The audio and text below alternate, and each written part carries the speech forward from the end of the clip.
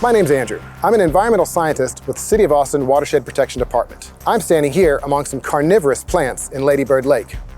Usually when you see someone like me talking about the biology of Lady Bird Lake, it's something like exotic invasive species or blue-green algae that creates toxins. But there's a lot of different submerged plants in here, and they're very interesting. And they're all part of a complex ecosystem, creating oxygen for fish, filtering out pollutants, providing food and habitat for other kinds of wildlife. This is duckweed. It's one of the smallest flowering plants in the world. Ounce per ounce, it has more protein than soybeans, so it's very nutritious for wildlife. Another little floating plant is mosquito fern. While it is true that it's really a type of little fern, it's not true that it can stop mosquitoes just by growing thickly. Muskgrass has a skunky smell. It's actually a type of algae. It feels crunchy because it takes calcium carbonate out of the water and deposits it on the surface. A similar algae, called Nutella, has no odor, no crunch, no calcium carbonate, and is soft to the touch and looks like little poodle pom-poms.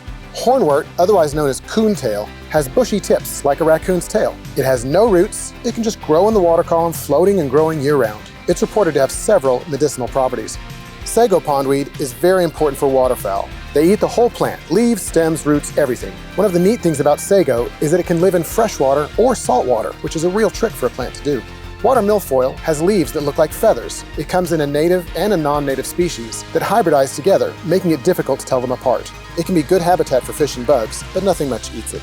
Cladophora is a common filamentous green algae that feels and looks like hair. It can be a nuisance when it grows too fast. This is bladderwort. It's one of our few carnivorous plants. It's a floating plant that doesn't need roots, and it doesn't really even need many nutrients in the water because it can get much of what it needs from eating tiny insects, crustaceans, mites, and other things. It captures prey in tiny little bladders that develop negative pressure, which is like if you sucked all the air out of your mouth and make your lips pucker.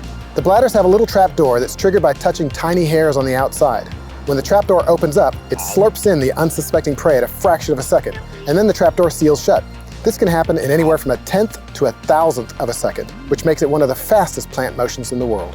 On the top of the water, it sprouts really cool tiny yellow flowers that look like little periscopes. But it's not the only flower popping out of the lake though. It's often found floating with another aquatic plant called kabamba, also known as fanwort. This kind of plant is weird because it flowers both above the water surface and below the water surface. We see a lot of this plant in the summer. It can grow up to 1 inch per day in water up to 10 feet deep and cover large areas. In our region, it's typically not something that requires management because the roots are weak and easily pull up with storm flow. It spreads far in the summer and gets washed away with the next big storm in the fall. If you're walking by, jogging by, or kayaking, you may see dense growth of vegetation with mats of algae on top. Know that most of these plants are not harmful, but they may be mixed in with some blue-green algae, which can produce toxins. It'll look slimy, dark green, and blob-like. Please don't let your dogs ingest them. So whatever it looks like though, know that it'll change, month to month, season to season, year to year. Be safe, but be curious too. And know that there's a lot more to the story below the surface.